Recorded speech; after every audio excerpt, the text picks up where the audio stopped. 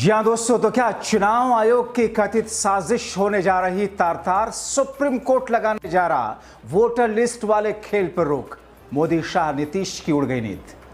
बहुत स्वागत है आप सभी का। आप देख रहे हैं द राजनीति का विशेष सेगमेंट खबर और विश्लेषण। मैं हूं जब्बार खान।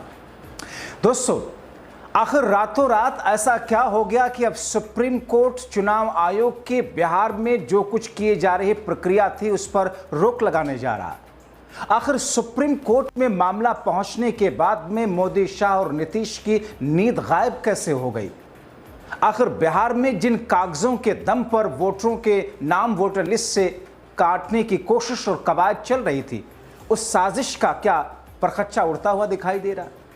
दोस्तों, विस्तार से आपको बताएंगे और ये बताएंगे कि आखिर कब इस पूरी प्रक्रिया पर रोक लग जाएगी। दोस्तों, बिहार में कथित वोटर लिस्ट से विपक्ष के करोड़ों वोट काटने, सत्ता पक्ष के वोट जोड़ने की चुनाव आयोग की कथित साजिश पर घमासान के बीच सुप्रीम कोर्ट अब इस प्रक्रिया पर रोक लगाने जा रहा है। जाहिर तौर पर यह खबर जैसे ही आई, लोगों की बातें खिल गई, खास तौर पर बिहार की जनता की, क्योंकि बिहार की जनता इस बात से परेशान थी कि सरकार चुनाव आयोग के जरिए जिस किस्म के कागजात मांग रहा है वो कागज लाना 20 दिन बचे हुए वक्त के भीतर संभव है ही नहीं। और इसी बुनियाद का, इसी बिंदु का फायदा उठा करके बीजेपी और चुनाव आयोग विपक्षियों की वोट काटने की कवायद ढूंढ रही थी। दोस्तों, लेकिन अब जो कुछ हुआ है, हाथ पैर फूल गए चुनाव आयोग के। मोदी सरकार सख्त में आ गई। पूछ रहे हैं मोदी साहब, ये क्या हो गया? दोस्तों, माना जा रहा है कि सुप्रीम कोर्ट चुनाव आयोग की इस प्रक्रिया पर न सिर्फ रोक लगाएगा, बल्कि इस पर चुनाव आयोग और सरकार को सख्त लहजे में फटकार लगाने जा रहा है। यानी कि जो कुछ खेल पर्दे के पीछे से बिहार चुनाव से पहले खेलने की साजिश रची गई कथित तौर पर, उसका ताना बाना अब देश की सबसे बड़ी अदालत तोड़ने जा रहा है। दोस्तों, चुनाव आयोग के खेल पर सुप्रीम कोर्ट में एक याचिका दाखिल की गई है एडीआर की तरफ से, जिसमें चुनाव आयोग के 24 जून 2025 के आदेश को चुनौती दी गई है। याचिका में दावा किया गया है कि याचिका असंवैधानिक है, लाखों मतदाताओं को मतदान के अधिकार से वंचित करने वाली है। इस बीच मतदाता सूची संशोधन में शामिल नए खंड 5B, जिसने आम लोग और विपक्षी दलों के बीच राष्ट्रीय नागरिक रजिस्टर यानी कि NRC जैसे कदम की आशंकाओं को और बढ़ा दिया। याचिका ऐसे समय में दायर की गई जब विधानसभा चुनाव में सिर्फ 3 से 3.5 महीने का वक्त बचा है और महज जो चुनाव आयोग जो साजिश रच रहा था लोगों के वोट काटने की, उस पूरी प्रक्रिया का जो वक्त चुनाव आयोग ने लिया है, उसमें सिर्फ 20 दिन का वक्त बचा था। केंद्रीय चुनाव आयोग ने ऐन चुनाव से पहले मतदाता सूची के नए नियमों को नोटिफाई कर चुका है। आयोग ने यह भी साफ कर दिया है कि इसे बिहार विधानसभा चुनाव में लागू करने के बाद पूरे देश में लागू किया जाएगा। इसी से आयोग की नीयत का पता चलता है, मंशा का राज फाश होता है, क्योंकि अगर जल्दबाजी में आयोग और केंद्र सरकार नए नियमों के आधार पर चुनाव कराने में सफल हो गए तो उनका एक बड़ा मकसद पूरा हो जाएगा, क्योंकि विपक्षी दल अभी तक इसके खिलाफ बड़ा आंदोलन खड़ा ही नहीं कर पाए। लेकिन सही मौके पर सुप्रीम कोर्ट में यह मामला पहुंच गया है। सही मौके पर सुप्रीम कोर्ट इस पर सुनवाई करने जा रहा है और सही मौके पर माना यह जा रहा है कि सुप्रीम कोर्ट कथित सरकार और चुनाव आयोग की साजिश के जरिए उठाए गए इस वोटर लिस्ट वाले कदम पर रोक लगाने जा रहा है। दोस्तों, association for democratic reforms ADR द्वारा दायर याचिका में कहा गया कि चुनाव आयोग का यह आदेश संविधान के अनुच्छेद 14, अनुच्छेद 19, अनुच्छेद 21, 325, 326 का उल्लंघन है। और इस एडीआर के बारे में आप जानते हैं, इसी के आंकड़े पर पूरे देश में ज्यादातर विश्लेषण किया जाता है। डॉगी पालतू मीडिया भी इसी के आंकड़े उठा करके अपनी बातें कहती हैं। दोस्तों, याचिका में तर्क दिया गया है कि कठिन दस्तावेज नियम, कम समयों के कारण लाखों असली मतदाताओं को मतदाता सूची से हटाए जाने की प्रक्रिया के तौर पर इसे देखा जा रहा है। विशेष रूप से आधार और राशन कार्ड जैसे सामान्य दस्तावेजों को स्वीकार न करने से गरीब और हाशिए पर रहने वाले समुदाय सबसे अधिक प्रभावित होंगे। अभी तक भारत में आधार और राशन कार्ड को ही पुख्ता सबूत माना जा रहा था। जब तक जून 2025 के इस आदेश को रद्द नहीं किया जाता, तब तक ये मनमाने ढंग से और बिना किसी उचित प्रक्रिया के लाखों मतदाताओं को उनके मताधिकार से वंचित कर देंगे। बहुत बड़ी बात कही गई है सुप्रीम कोर्ट में। इससे स्वतंत्र निष्पक्ष चुनाव कमजोर होगा। यह संविधान के मूल ढांचे पर भी प्रहार है। इस आदेश को जारी करके चुनाव आयोग ने मतदाता सूची में शामिल होने की पात्रता साबित करने की जिम्मेदारी राज्य से हटाकर व्यक्तिगत नागरिकों पर डाल दी है। आधार और राशन कार्ड जैसे अहम पहचान दस्तावेजों को बाहर करके यह प्रक्रिया हाशिए पर पड़े समुदाय और गरीब को सीधे प्रभावित करेगी।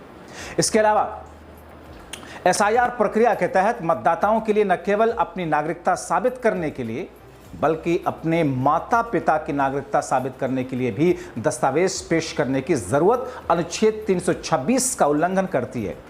एक एक बिंदुओं पर दोस्तों एडीआर ने जो याचिका दाखिल की है उसके जरिए मोदी सरकार और चुनाव आयोग दोनों की ऊपर सवालिया निशान सिर्फ नहीं बल्कि इस पूरी प्रक्रिया के धज्जियां उड़ाने वाली याचिका है। इन आवश्यकताओं को पूरा करने में विफल रहने पर उनके नाम ड्राफ्ट मतदाता सूची से बाहर किए जाएंगे, यहां तक कि उन्हें पूरी तरीके से हटाया जा सकता है, याचिका में कहा गया।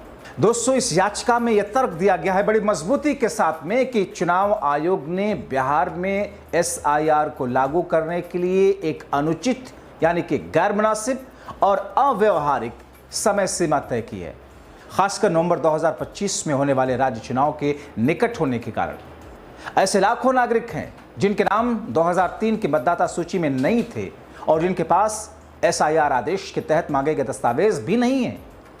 जब कुछ लोग इन दस्तावेजों को पा सकते हैं लेकिन कम समय सीमा की वजह से उन्हें भी दस्तावेज समय पर नहीं मिलेंगे, क्योंकि आप दोस्तों जानते हैं गांव ग्रामीण इलाकों में आप जा करके देखिए, ग्रामीण इलाके तो छोड़ दिए, शहरों में जा करके आप देख लीजिए, गांव के तहसील ब्लॉक में जाइए, किस अंदाज में किस तरीके से बिना पैसा खर्च किए हुए आपका काम होना शुरू ही नहीं होता, सोचता ही नहीं वो अधिकारी, और उसके बाद में हफ्ता, 2 हफ्ता, महीना, 2 महीना, 6 महीना, साल भर लटका देता है।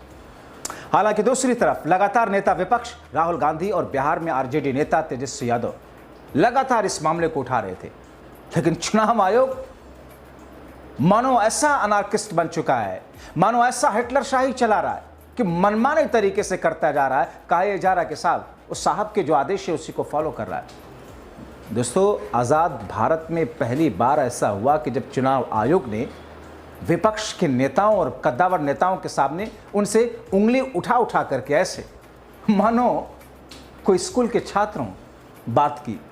अभी 2 दिन पहले जब कांग्रेस और विपक्षी गठबंधन 19 दलों के नेता वहां पर गए थे, उंगली उठा करके ऐसे बात कर रहा था, और जो विपक्षी दलों के नेताओं ने कहा कि साहब ये हमने कभी नहीं देखा व्यवहार चुनाव आयोग का, तो बोला ये नया चुनाव आयोग है, ये ऐसे ही बात करेगा। गजब चुनाव आयोग है दोस्तों। लेकिन चुनाव आयोग ने विपक्ष की सारी दलीलों को, राहुल तेजस्वी की सारी दलीलों को अनसुना कर दिया था। इंडिया गठबंधन अभी इस मुद्दे पर कानूनी और जन आंदोलन दोनों मोर्चों पर लड़ाई की योजना बना ही रही है कि बिहार में बड़े पैमाने पर रैलियों और जन जागरूकता अभियानों की योजना है, लेकिन अभी सिर्फ योजना है। अगले कुछ दिनों में चुनाव आयोग का कार्यक्रम घोषित कर देगा तो तमाम विपक्षी दल आंदोलन भूलकर चुनाव लड़ने में व्यस्त हो जाएंगे, और इस तरह केंद्र सरकार और चुनाव आयोग एनआरसी की आशंका वाला 5B के तहत चुनाव कराने में सफल हो जाएगा। दोस्तों, अब माना जा रहा है कि सरकार और चुनाव आयोग की इस साजिश को सुप्रीम कोर्ट तार-तार कर देगा। कितनी खतरनाक है यह धारा, जिस धारे के बारे में 5B के बारे में आपको बता रहा था। दोस्तों, चुनाव आयोग के 24 जून के आदेश में शामिल धारा 5B स्थानीय चुनाव पंजीकरण अधिकारी यानी कि ERO को यह अधिकार देती है कि वो किसी भी मतदाता को संदिग्ध विदेशी नागरिक के रूप में घोषित करें या पहचान कर विदेशी न्यायाधिकरण फॉरेंस ट्रिब्यूनल को रेफर कर सकते हैं। इस प्रावधान को विशेषज्ञ और विपक्षी दल बैकडोर से एनआरसी कह रहे हैं। बिहार के गरीब और हाशिए पर रहने वाले समुदाय के लिए नियम बड़ा खतरनाक बन सकता है। विशेषज्ञ कह रहे हैं कि चुनाव आयोग की धारा 5B असम में हुई एनआरसी की तरह है, लेकिन सुप्रीम कोर्ट की निगरानी में के बिना और बिना किसी वैधानिक आधार के लागू की जा रही है। दोस्तों, इंडिया गठबंधन के दलों राष्ट्रीय जनता दल, कांग्रेस, CPI, लिबरेशन ने इस कदम को मतदाताओं को दबाने की साजिश करार दिया। आरजेडी सांसद मनोज झा ने कहा कि ये उन लोगों के वोटिंग अधिकार को खतरे में डाल रहा है जो रोजगार के लिए राज्य से बाहर जाते हैं, खासकर गरीब दलित समुदाय। CPI-ML के महासचिव दीपांकर भट्टाचार्य ने एनआरसी जैसे कदम इसे बताया था। उधर एआईएमआईएम प्रमुख असदुद्दीन ओवैसी ने भी इस मुद्दे पर कड़ा रुख अपनाते हुए कहा कि चुनाव आयोग बिहार में चुपके से एनआरसी लागू कर रहा है। मतदाता सूची में शामिल होने के लिए अब हर नागरिक को न केवल अपनी जन्म तारीख और स्थान बल्कि अपने माता पिता के जन्म विवरण का दस्तावेज दिखाना होगा। सुप्रीम कोर्ट के 1995 के लाल बाबू हुसैन मामले का हवाला देते हुए कहा कि बिना उचित प्रक्रिया और नोटिस के मतदाताओं को सूची से नहीं हटाया जा सकता। मगर दोस्तों, चुनाव आयोग ने कैसे बचाव किया अभी तक इसको बहुत हास्यास्पद है। निहायत ही बेतुके लॉजिक है, अजीबोगरीब दलीलें हैं। चुनाव आयोग का कहना है कि संशोधन मतदाता सूची को सही करने के लिए है ताकि कोई आयोग व्यक्ति सूची में शामिल ना हो सके। लेकिन 2003 की मतदाता सूची के आधार पर बीच में कई चुनाव हुए जिसमें बीजेपी खुद भी शामिल रही, लेकिन अजीब तर्कों के साथ में नए नियमों को सही ठहराया जा रहा है। आयोग ने 2003 की मतदाता सूची को पात्रता का आधार माना, लेकिन इसके बाद शामिल हुए करीब 2.93 करोड़ मतदाताओं को अपने और अपने माता पिता की नागरिकता साबित करनी होगी।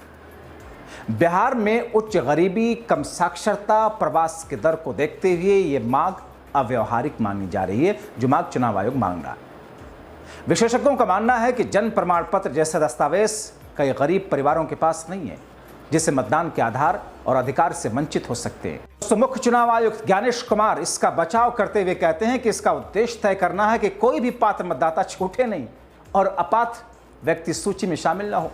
आयोग ने दावा किया था कि 78,000 बूथ स्तरीय आधिकारिक और 1 लाख से अधिक स्वयंसेवक इस प्रक्रिया में सहायता दे रहे हैं।